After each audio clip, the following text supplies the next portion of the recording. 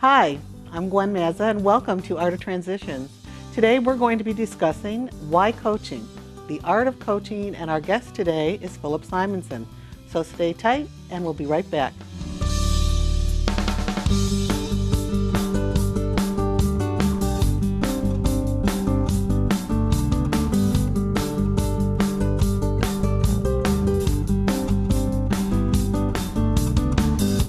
Welcome back to the Art of Transitions. My name is Gwen Mazza. Today, our guest is Philip Simonson. Welcome, Philip. Thank you for having me, Gwen. Philip is a longtime colleague of mine and associate, and he actually is currently with the group help me with this, Lennox? Aberman Group out of Minneapolis, Minnesota. Thank you. That's a mouthful for me, so I thank you for helping me walk through that. That's quite all right. Thank you, love. I asked Philip to come join us today for a couple of reasons. I've known Philip for 9 years. Absolutely. And we've had an opportunity to have a very unique relationship. And I asked Philip to come and really share his experience around the art of coaching. Many organizations in the industry and privately and personally, people engage in coaching. And I was wondering if you would be willing to share your experience, your story, and tell us why coaching. Excellent. Thanks, Gwen. And I'm grateful to be here today. You know, why coaching? Why mentoring? It's a great question. And as I think about how adults learn, studies show that 70% of how adults learn is just by doing. 20% is by mentoring, and 10% is by reading or just self-education. Now, if you think about that 20% piece, that's really where you can add the multiplier. If you can go out and find someone who has the necessary skills, knowledge, and models that'll help you go to that next level, you're going to save yourself a lot of time, a lot of pain. And, you know, sometimes I say stupid is optional. You know, because I am Norwegian, and that's from northern Minnesota, and we go around, oofta, that's where we have our flat foreheads. Oh, is that what that's about? What that's there about. You go. But, you know, what I found, though, is, on a serious note, a lot of people, they get stuck. And you think about it, it's, again, if I can use the analogy, in northern Minnesota, we, you know, a lot of trees, just like up here, those evergreens, etc. And a lot of people still heat by the, you know, by the wooden stove, etc. You got your axe, you know. So, you know, and if you're cutting down a tree, why do you change the angle of the axe? Well, you know, one is you want to change it to keep the blade sharp, but the other is if you always keep going in, hitting it the same way, and versus swinging up, swinging down, and doing a notch, you know, if you just keep going in the same way, you're going to put pressure on the axe, and you're going to get stuck. The axe will get stuck. And a lot of people just get stuck. So one of the reasons to hire an advisor or coach, and I'm going to ask you a little bit later in our show to define a little bit more about different kinds of coaches, what an advisor might mean different, and the word advisor would be, and a special advisor. But some of the reasons that you just started to talk about as to hiring a coach is you might be stuck. Yeah, that's a great one. Absolutely a great one. You know, that's one of the, as I personally have been hired, that's one of the predominant ones. And that's what I call executive coaching, where, you know, for oftentimes where I work with executives or individuals who are, you know, they've plateaued. You know, and they want to reignite. Because I think, you know, for most of us, most individuals, we have an internal quest to continue to grow and to learn. So that's one opportunity where it'd be, if you find yourself that you've plateaued, you're not achieving what it is you want for yourself, feeling that being stuck feeling, might be a good opportunity to hire out an executive coach. And I know later we'll talk about characteristics and traits of what to look for in an executive coach. Another area is, you know, what I find, you know, why coaching, why to get a mentor or executive coaches. If you're feeling pressure, you know, to get more results with less people or less resources, it might be a great time to bring in, you know, what I call here now a business advisor, someone who has, you know, experience of solving problems such as this. And we'll speak again a little bit more on some of the characteristics. And when I'm interviewing executive coaches, what to look for to make sure you're getting the right person, because you don't want to confuse potential with ability. And we'll talk more later on that. Another area where I find I've been able to help individuals is, they're feeling out of control. And we'll definitely talk more on this later. So I know I've said that 3 times now, and I'm going to stop in anticipation that when's he going to get to the point. But we'll talk about that because I hired out Gwen 9 years ago when I was feeling out of control. And, when you're out of control, that feeling is, you don't have balance. Right. You're not in equilibrium. And I wasn't in equilibrium with my career and with my family. And that can be a struggle. So those are a couple of areas, and a couple more. If you're How about accountability for those folks that you're serving? That's beautiful. The accountability. I've talked to executives. I work with managers and directors where they're tired of holding their people accountable, and they'd rather have their team or individuals to be more self-motivated. So in this case, that's another example of where you want to get yourself what I call a business advisor, a bit, someone who has experience of working with teams and remotivating them. And we can talk in greater detail about how to do that. The last one, Gwen, I would say, your team is it's struggling. It's not, you know they can do better. You're not achieving what it is that you set out as objectives. So how do you remotivate that team? And those are some of the areas where I say, why coaching? Why a behavior? Getting yourself a executive coach or business advisor coach. So when you thought about taking on an advisor, how about we move right into that? What was your experience and what caused you to connect with me in a lot of ways? What is it that got so uncomfortable, Philip, that said, I think I will do that? Okay. Excuse me. For me, it was my life being out of control. All right, and it was a personal. It was if I tell my story here, jokingly, but as they say, there's always a little truth behind every joke, or as Shakespeare says, comedy is just tragedy plus time. Well, at that time, about 9 years ago, you shake my family tree, a bunch of CIAs fall out of it, and that's Catholic Irish alcoholics. No offense to any of the Irish. I happen to be Irish from very Irish, Northern Ireland. But in our immediate family, and it's a family disease. And talk about that axe analogy. I was stuck. All right. So you were actively working as an executive in a very large financial firm. Correct. One of the, at that time, top 3 in the world. Right. And you were doing the deal, and your life was out of balance. And I happened to come into your world via. You came into the world from. The CEO said, "I think you need to talk to this person." You two were at a conference, and I gave you a call up. Anytime the CEO says, "I think you need to call this person," of course, that's your boss. You do realize that I really didn't know it was the CEO, right? No, probably not. That part of me is like going, I didn't know it was him. In fact, I didn't really realize that till today or yesterday when we chatted about that for some reason. And so I gave you a call, and that's when from a feeling standpoint at that time. I was feeling crazy. I went from crazy to insanity to clarity by working with you. And the crazy is I was just out of control. Insanity, I was doing the same things over and over again, expecting to get different results. It wasn't working. So that's at 70%. I was doing what I could do to survive. And it took time, and I finally got clarity through helping, with the work with you. But, how did I select, you and as a coach? Well, why did you choose? What were you looking for? What are the characteristics or traits? Now, a couple things I was looking for there. One is, I didn't want to, you and I didn't want to have someone who was of like kind. It would have been very easy to go out and try to find someone who maybe shares the same experiences, gives me that confirmation bias that was going to That tell me, boy. yeah, that attaboy, tell me, hey, your thinking and logic is right. It's not your issue.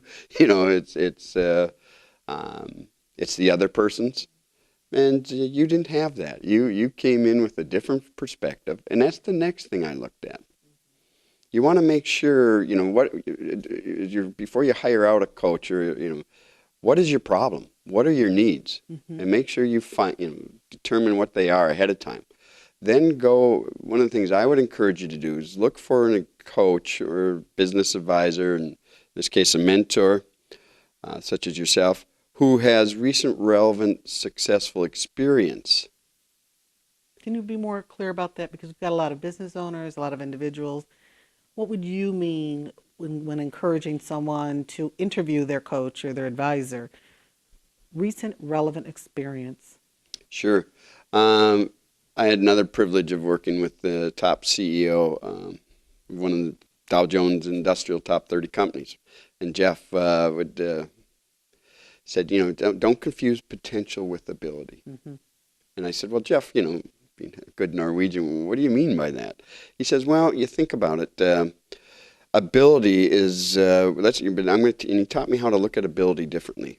And he said, no, when you think about ability, I want you to think of this acronym TRUE.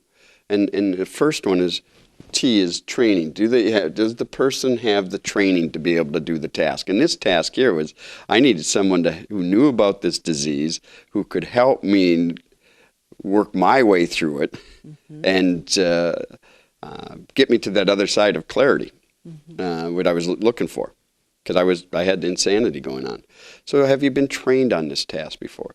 Then the next was role perception. Do they accept this task as part of their job? Well, when talking to you in an interview, yes, you said, I accept the role here that I'm taking on to be your mentor to get you through this. And then I looked at, the you is understanding what to do, mm-hmm. and how to say it. I mean, I'm still using a lot of your phrases and throughout, the last 9 years. Mm-hmm. And then E, this is where that recent, relevant, successful experience is. Someone might have had experience. For myself, I was a financial advisor at one time, but I haven't, if you look at my background, I have a certified financial planner. I, was working on my master's on estate tax planning. But I haven't had a client now in over 10, 11 years. So have I, if you looked at my background, you might say, well, yeah, he has successful experience, but it's not recent. Mm-hmm. It's keeping, as what Covey would say, keeping the blade sharp. Mm-hmm. I should just come up the curve a lot quicker. So, I looked at, in your situation, are you dealing with people who have, executives who have this family disease, and how do they get the balance back, and how do they work through this? And you had that. So I wanted to make sure, and anyone you hire out, make sure you identify what the problem is and the task, and then make sure that person has had, if it's particularly a business advisory coach, mm-hmm. they've had successful experience. Mm-hmm. So one of the pieces that you've just really opened up is there are a lot of us who really do serve the business community in advisory types of ways. And there are different levels, and there are different specialties. And no one specialty is better than the other. It really is important to hear you saying that you select the person or persons or team that can best benefit you. And you were looking at home life balance with work life balance with a few other things that came through. I was originally invited to meet you in very much the business arena. Right. Do you remember that? Mm-hmm. And then what happened during that business conversation is the other piece came out. Correct. So sometimes folks may not realize that some of that out of balance, whether it's your internal financials being out of balance in a business, or your family life being out of balance in a business, or your teams being out of balance, you might have a hint, but it might take a couple of conversations. Would you agree? To get down to the bigger piece? Absolutely. Peel back that onion, and I think that you raise a great point, Gwen, great point. And that's one of the other characteristics or traits I would look for when hiring a business advisory coach, or you're taking on a mentor, or just a coach, executive coach, is they have great communication skills. Now, and that, what I mean by great communication skills, they use self-reflective questions. Because as my triggers are going off. Those first couple of meetings, now we're going to do our disc. You're doing a profile on me, and we're going to see how this works with the. We can apply it to the rest of the troops and, my regional vice presidents and then into the, maybe to the field force, at that time, the field force. Right.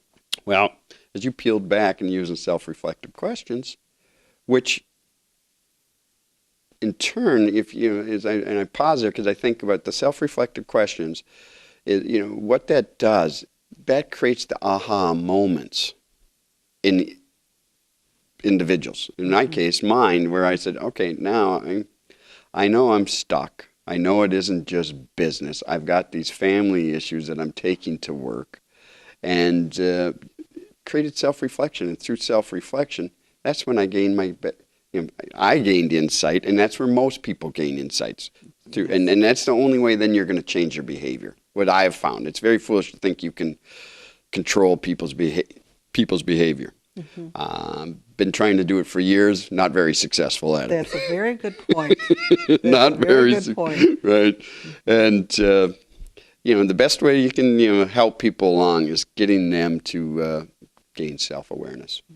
And I think the other piece I was going to go on, not just communication, but it's a trait you have and a lot of successful people have.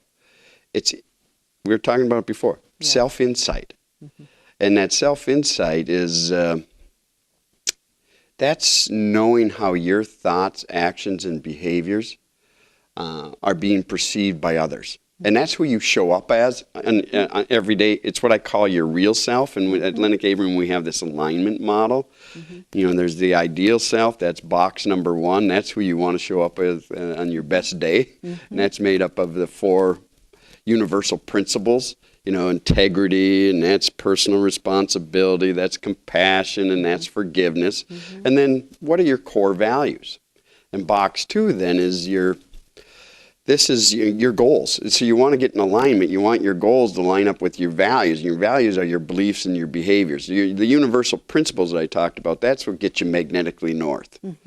And then box 3, what we call, is that's your real self. And that's made up of your thoughts, feelings, and actions.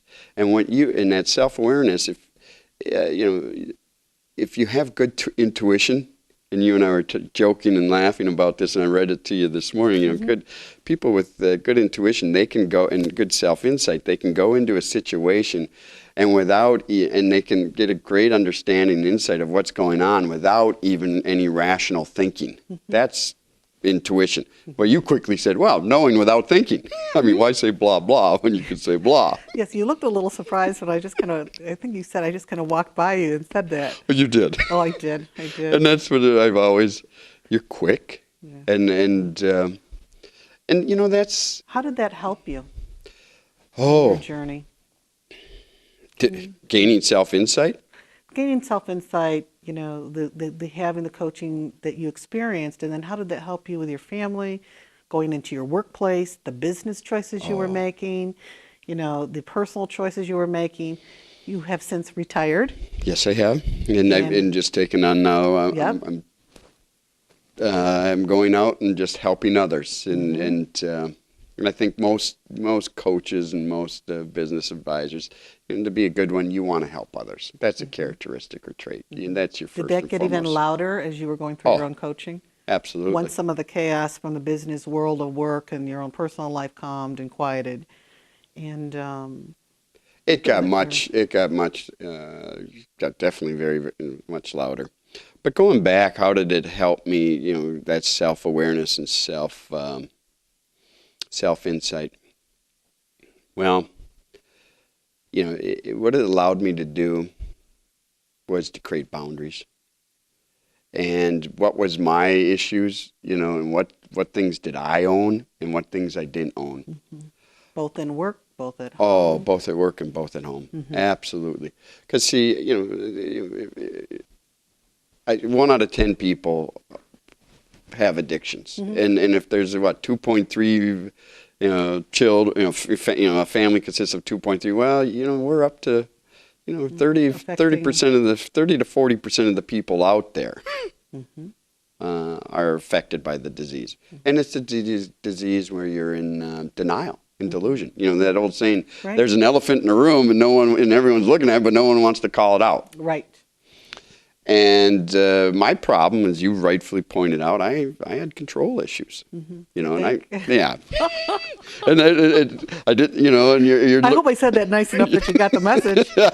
Thunk. There you go. Absolutely. But you have the control issues, and part of that, at work, you've been taught to get results. You got to get results. You got to get production to move forward. And but what I had to learn was and it's a great point you bring up. You don't want, I call it the fixer syndrome, all right? And you don't want to hire out a mentor or coach who has this fixer syndrome, because then what you're creating is codependency. And then the person you're coaching won't make a move without you. Right. And that's not healthy, because one, it's not healthy for you, because as the coach or mentor, you just don't have that amount of time. And then they're not letting those people. I think a great mentor, a great coach, you get, some people have this, God syndrome. If there's any Laker fans out there, Phil Jackson. Well, he was a great leader. Look, the Lakers haven't done anything since he's left. But I think a great leader is someone who, when in his or her presence, positive results in a positive environment is being created.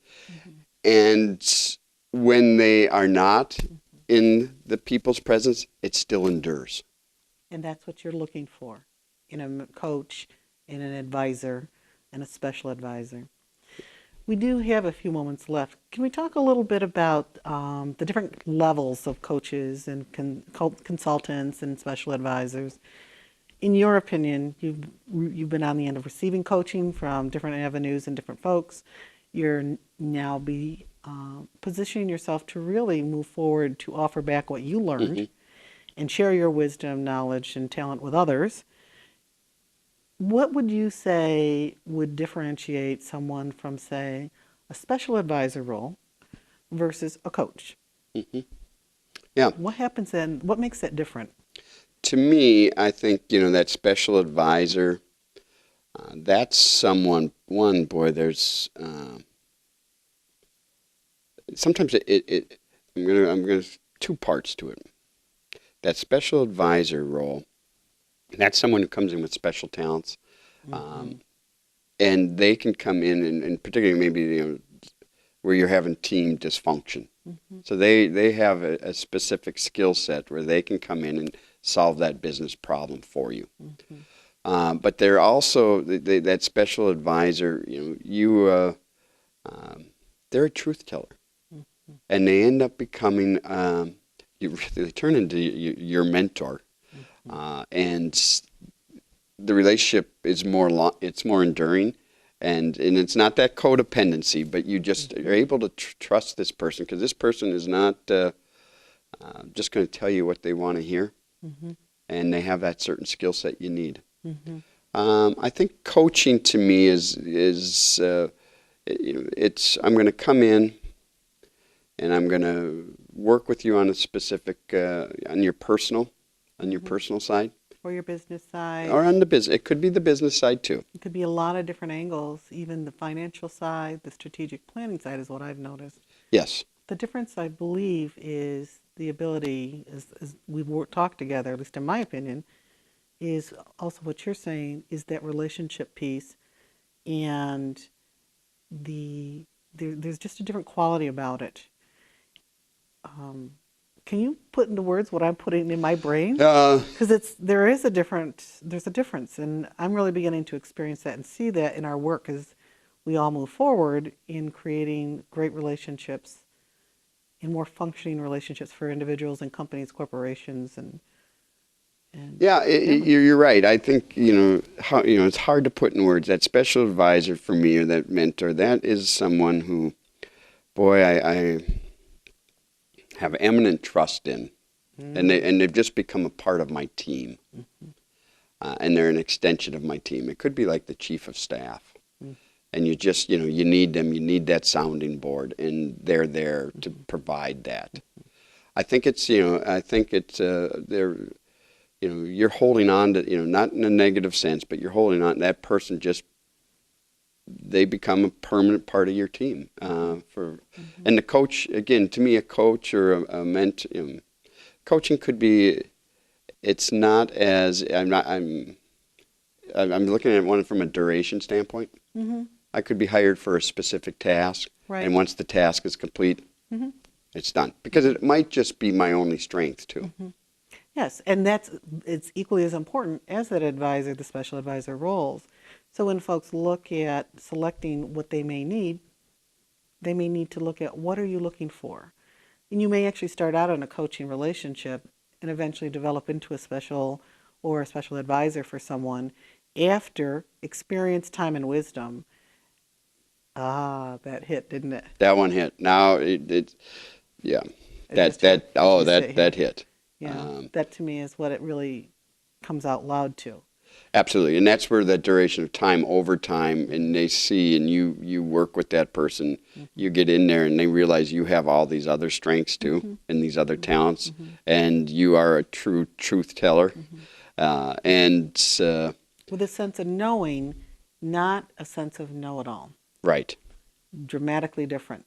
absolutely, and I think that's a great point. I think that's a great point. I'm very excited because as I've worked with you over the years, I am very hopeful, and not even hopeful, I have a knowing that there is this incredible space for you to move into to be of service to others. We are going to do another show about mentoring. In the meantime, there's also this place that you're really stepping into a whole nother life of this role of advising and special advising. And I'm looking forward to see you blossom into that. Well, thank you. Even greater level. Well, I look forward to continuing down this journey and this path with you, Gwen. It's going to be quite an experience.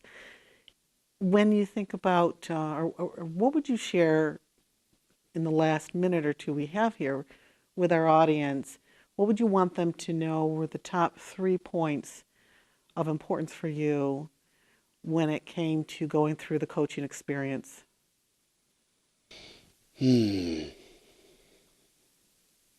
Well, I wanted to know one that the person that in this case, working with you, there was an openness. As my father-in-law used to say, there's no false pretenses. What you see is what you get. And there's that sense of honesty. As I referenced earlier, a truth teller. You were able to just observe me and call me out. I call them data points.